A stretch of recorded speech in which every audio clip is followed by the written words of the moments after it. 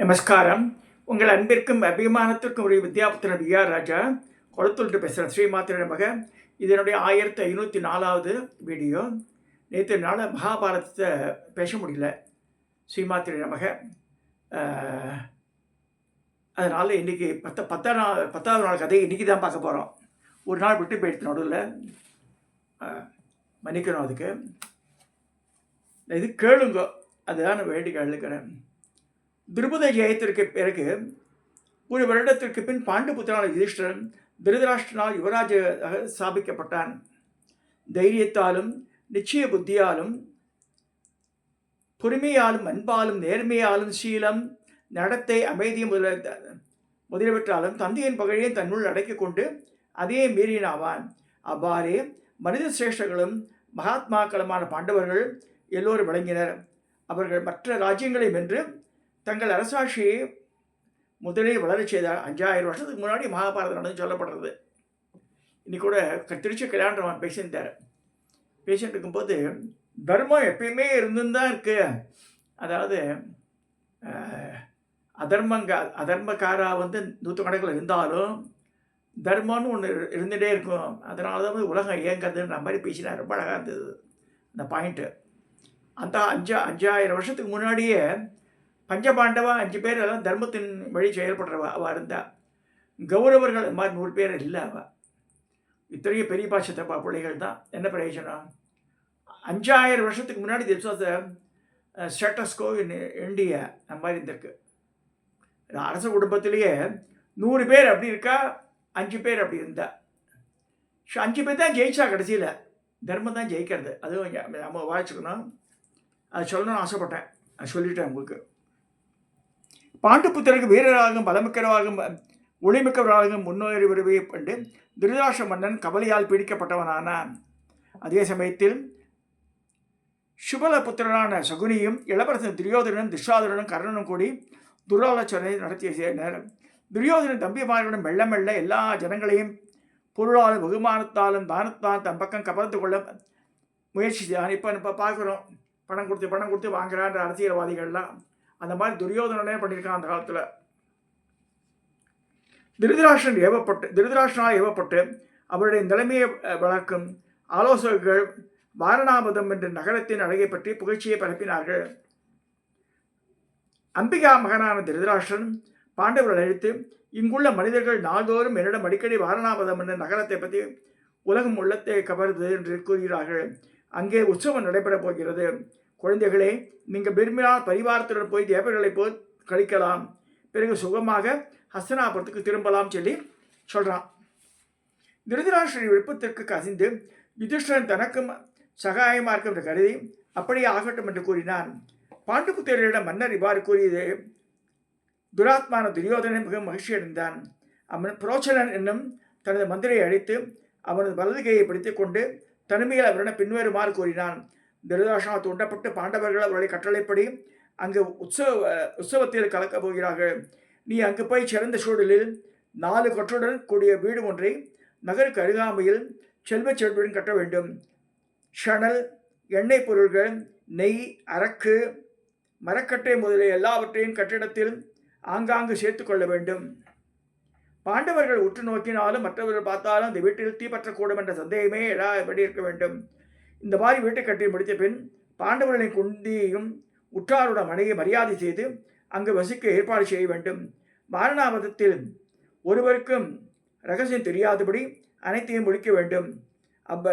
அவர்கள் முழு நம்பிக்கையுடன் அங்கே இருக்கும்போது எங்கிருந்து பயத்தை எதிர்பாராமல் தூங்கிக் கொண்டிருக்கையில் அந்த வீட்டின் வாயிலில் உன்னால் தீ வைக்கப்பட வேண்டும் சொல்லி இவனோட அந்த புரோச்சனன்ற மந்திரி கிட்ட துரியோதனன் சொல்லித்தரான்.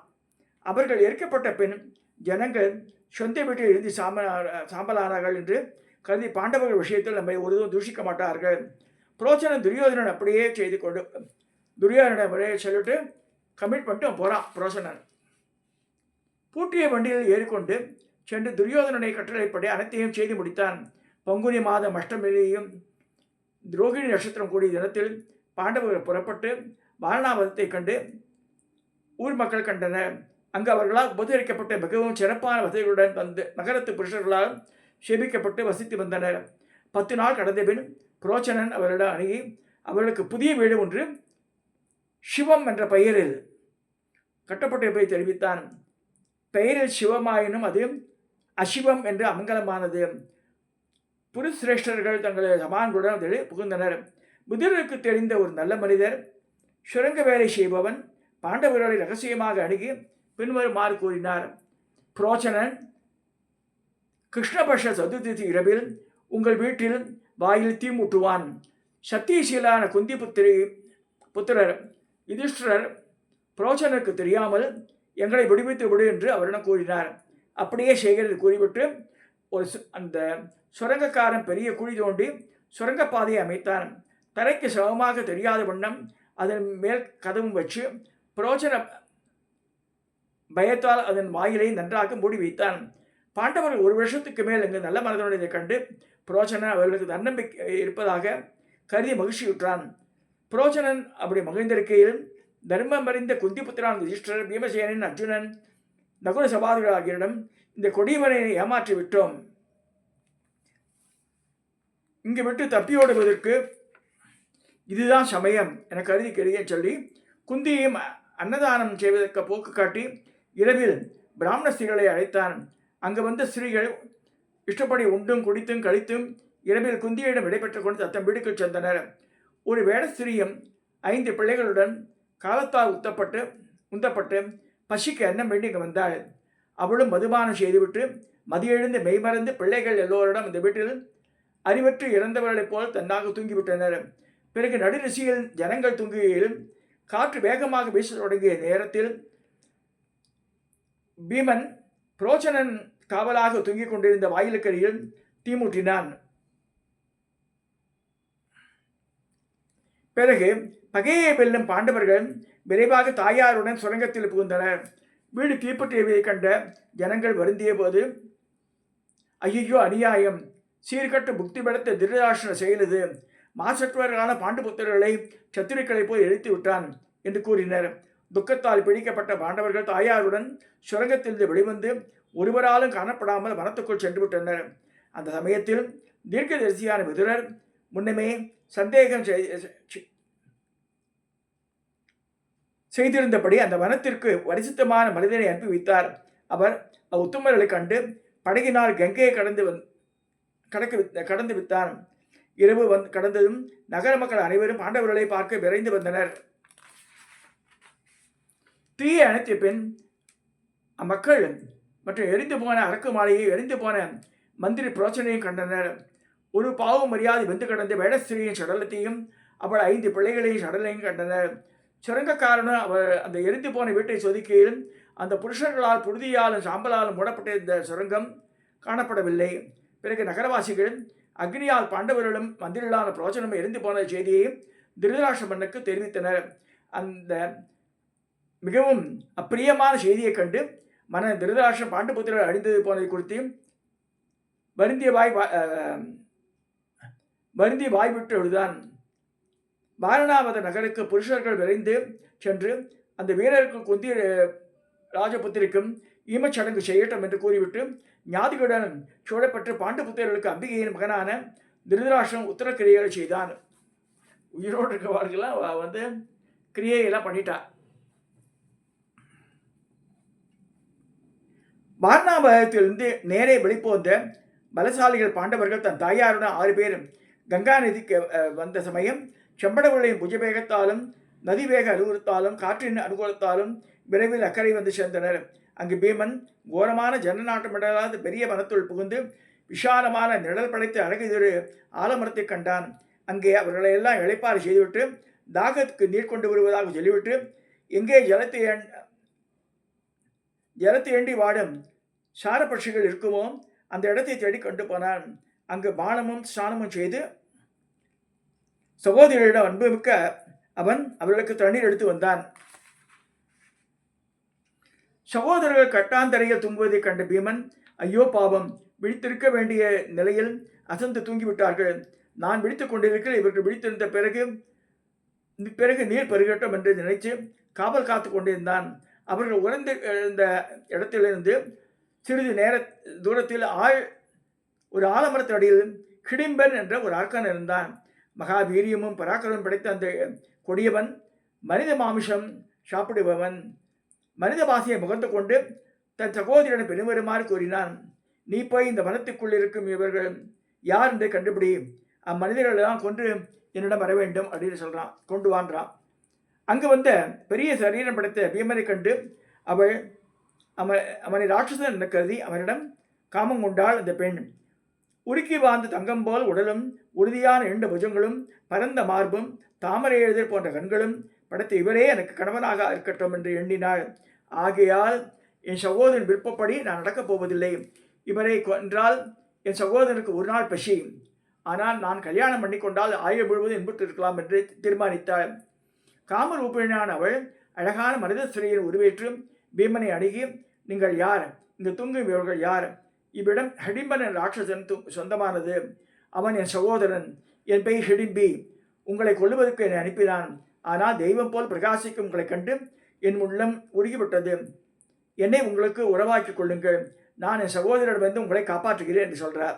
இல்லாவிட்டால் அவன் கொன்று விடுவான். எனக்கு அமானுஷியான சக்தி உண்டு. இஷ்டப்படியில் பூமியிலோ ஆகாயத்திலோ செல்வேன். என்னுடன் அளவு கடந்த சுகத்தை நீங்கள் அனுபவிக்கலாம் என்று கூறினார். இவருக்கு பேசிக் கொண்டிருக்கிற திரும்பி வராததா பொறுமையிழந்த இடிம்பன் அவளை தேடிக்கொண்டு வந்துவிட்டான். தன் சகோதரி பீமனுடன் உறவாடுவதைக் கண்டு நிலைமையை ஊகித்துக் கொண்டு கோபம் மேலிட்டு அவளை கொல்ல பாய்ந்தான். பீமன் தடுத்து, நான் இங்கிருக்கும் வரை ஒரு பெண்ணை நீ கொல்வதையே பார்த்து கொண்ட மாட்டேன். என்னோடு போருக்கு வா, ஒருக்கை பார்க்கலாம் என்று நான் ஒருவனாகவே உன்னை யமனோ அனுப்பி வச்சு சண்டை போட்டு அந்த இடிம்பனை கொன்னுறான்.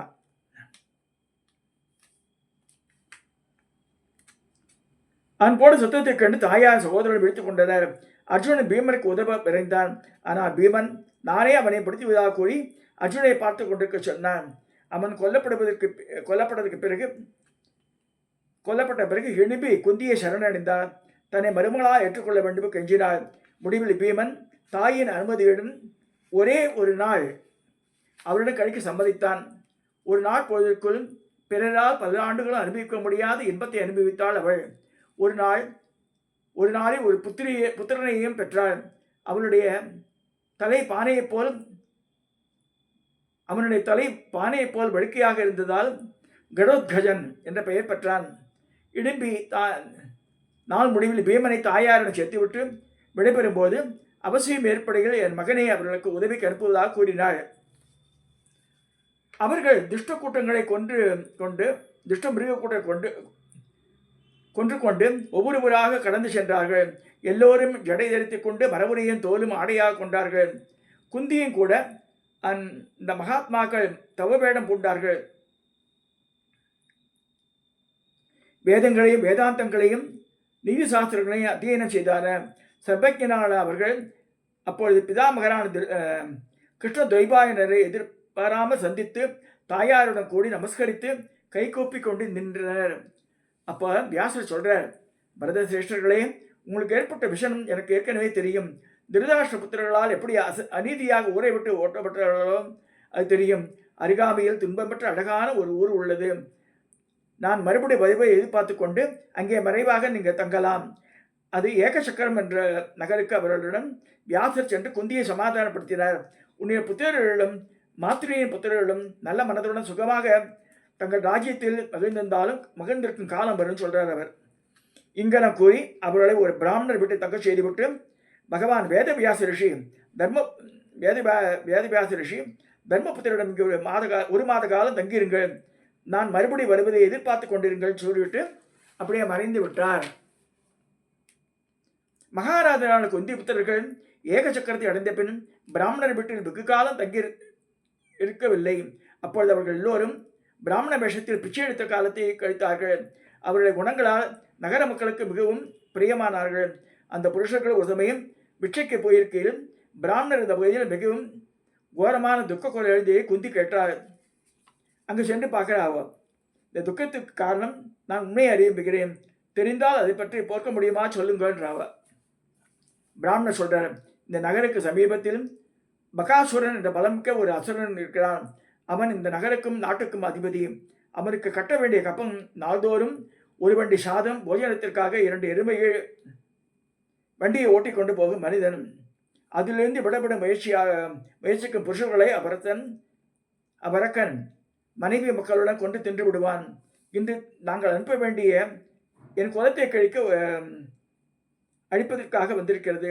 ஒரு புருஷனுடன் கூடிய அந்த போஜனமாகிய கப்பம் என்னால் கொடுக்கப்பட வேண்டும். என்னிடம் பொருளும் இல்லை, கொண்டு போக புருஷனும் இல்லை. அதனால் அந்த பாவி எங்களை எல்லோரையும் ஒன்று கூட்டி தின்று விடுவான். பிராமணரே, எனக்கு 5 பிள்ளைகள் இருக்கின்றனர். இந்த பாவி அரக்கனுக்கு பலியை கொண்டு போக அவரோடு ஒருவன் உங்கள் சார்பில் செல்வான்றார். பிராமணர் சொல்கிறார், மனைவி மக்களுடன் நான் அழிந்து போவதே சிறந்ததாகும். பிராமண மதத்திற்கு ஒரு நாள் ஒருபோதும் சம்மதிக்க மாட்டேன்னு சொல்கிறார் அவர். அப்போ குந்தி சொல்கிறார், என் புத்திரனை கொல்ல இந்த அரக்கனால் முடியாது. என் மகன் வீரிய மிக்கவன், மந்திர சக்தி உடையவன், புத்தி படைத்தவன். அந்த வேருடன் போர் புரிந்து அரக்கர்கள் பல முன்பு பார்க்கப்பட்டிருந்தனர். பலவான்களும் பெரிய உடல் படைத்தவர்களும் அநேகம் பேர் கொல்லப்பட்டிருக்கிறார்கள் சொல்கிறார். இங்கனம் குந்தியால் கூறப்பட்ட பின் அமுதம் போன்ற வழியால் மகிழ்ந்த மனைவியுடன் கூடிய பிராமணன் அதை கொண்டாடினான். குந்தியிடமிருந்து இதை கேட்ட யுதிஷ்டிரர், செயற்கையை செய்து மிக கொடிய மாதம் அந்த சகாயம் எப்படி உன்னால் செய்யப்பட்டது? புத்தருடைய தியாகத்தை சாதுக்கள் உள்ளது என்று புகழ மாட்டார்கள். அந்த பீமனை நம்பி வல்லவர் திருதராஷ்டிர புத்தர்களை ஒழித்து செல்வம் மிக்க பூமியை அடைந்து விட்டதாக எண்ணியிருக்கிறோம். குந்தி சொல்றார், யுதிஷ்டிரா, பீமன் விஷயத்தில் நீ வருத்தப்பட வேண்டாம். இது நிச்சயம் என்ன செய்யப்பட்டது அல்ல, புத்தியின் பல குறைபால் என்று. பீமனுடைய பலத்தை மனத்தெளிவுடன் அறிந்தும் பிராமணருக்கு பிரதி உபகாரம் செய்வது தகும் என்ற கருதி செய்ய நிச்சயத்தேன்னு சொல்றாங்க. வைஷம்பாயனை சொல்றார், இரவு கழிந்ததும் பாண்டவனாகி பீமன் சேனன் அன்னத்தை எடுத்துக்கொண்டு அந்த நரமாம்சம் சாப்பிடும் அரக்கன் மடத்துக்கு சென்றான். பலசாலியான பாண்டவன் அன்னத்தை வண்டியில் எடுத்துக்கொண்டு அந்த அரக்கன் இருக்கும் இடம் சேர்ந்து அவனை பெயர் சொல்லி கூப்பிட்டான். அந்த அரக்கன் வந்து பீமன் சேனன் அன்னத்தை சாப்பிட்டு கொண்டிருப்பது கோபத்துடன் கண்களை உருட்டி பின்வருமாறு கூறினான், எனக்காக வந்த அன்னத்தை நான் பார்த்து கொண்டிருக்கும் போதே நீ புசிக்கிறாயே, இந்த திருப்புத்தி யமலோகம் போக விரும்புகிறானா அப்படின்றான். அவனை கொல்ல விரும்பிய அரக்கன் அவனை நோக்கி பாய்ந்தான். அப்பொழுது அவனை அவமைத்து பார்த்து கொண்டே எதிரியை கொல்லும் பாண்டவன் சாப்பிட்டு கொண்டே இருந்தான். கோபாவேசத்துடன் அவன் பீமசேனுக்கு பின்னே நின்று கொண்டு இருந்த கைகளாலும் அவனுடைய முதுகில் ஓங்கி குத்தினான். புருஷ்ரேஷ்டரான பீமன் மெதுவாக அன்னத்தை பிடித்துவிட்டு கை கழுவிக்கொண்டு சிரித்து கொண்டே போருக்கு முற்பட்டான். அவருடைய வேகத்தால் பூமி அறிந்தது. அரக்கன் கை சளைத்த போது அதை கவனித்து அந்த பூமியில் தள்ளி பீமசேனை முழங்கால்களால் அடித்து கொண்டு புடைத்தான். அப்படி கடுமையாக புடைக்கப்பட்ட கொடியவனான அரக்கனுடைய வாயிலிருந்து ரத்தம் பெருகியது. விழா எலும்பு ஒடிந்து பயங்கரமான வீரிட்டு கதறி எழுதி கொண்டு மலை போன்ற பகாசுரன் உயிரை விட்டான். அந்த சத்தத்தை கேட்டு பயந்து அரக்கனுடைய ஜனங்கள் பரிவாரத்துடன் வீடுகளில் கிளம்பி வந்து பயங்கர பலம் படைத்த பகாசுரன் கொன்று வீழ்த்தப்பட்டதை கண்டு பயத்தால் நடுங்கி அங்கிருந்து ஓடிவிட்டனர். காலையில் ஏகசக்கர நகரத்து ஜனங்கள் வெளிப்ப வந்து கொன்று வீழ்த்தப்பட்டு ரத்தம் தோய்ந்த தரையில் கடந்த அரக்கனை கண்டு அவர்கள் எல்லோரும் மானுஷ செயல எண்ணி பார்த்து ஆச்சரியமடைந்தனர். எல்லோரும் தெய்வங்களை பூஜை செய்தனர். பிறகு முதல் நாள் அர்க்கபோஜனம் அனுப்பியது யார் என்று முறையென்று விசாரித்து அதை அறிந்து அந்த பிராமணனுடைய வீட்டிற்கு வந்து எல்லோரும் என்ன நடந்து விசாரித்தனர். இங்கனம் வினவப்பட்ட பிராமண சேஷ்டர் பாண்டவர்களின் ரகசியத்தை காப்பதற்காக நகர்த்தான் பின்வருமாறு கூறினார். அரக்க போஜனத்துக்கு கட்டளைப்பட்ட சோறு நேற்று உரிமையிடம் அழுது கொண்டிருப்பதை நான் ஒரு மந்திர சித்திரமான மகாத்மானமான பிராமணர் எனக்கு இறங்கி பயப்படாதே என்று அருளினார். அன்னத்தை பகவானத்திற்கு அவரே எடுத்துக்கொண்டு போயினார். அவரோட சக்தியாக தான் உலக நம்பிக்கையாக இந்த செயல் செய்யப்பட்டிருக்க வேண்டும் என்பது நிச்சயம் அப்படின்னு சொல்லி அவர் சொல்லி முடிக்கிறார். இந்த அளவில் இந்த 10ஆம் நாள் கதையை நானும் முடிக்கிறேன். தயவுசெய்து சப்ஸ்கிரைப் பண்ணுங்க, ஷேர் பண்ணுங்க, லைக் பண்ணுங்க. இது வரைக்கும் 10 நாள் பார்த்துருக்கோம் மகாபாரத்தை. நமஸ்காரம்.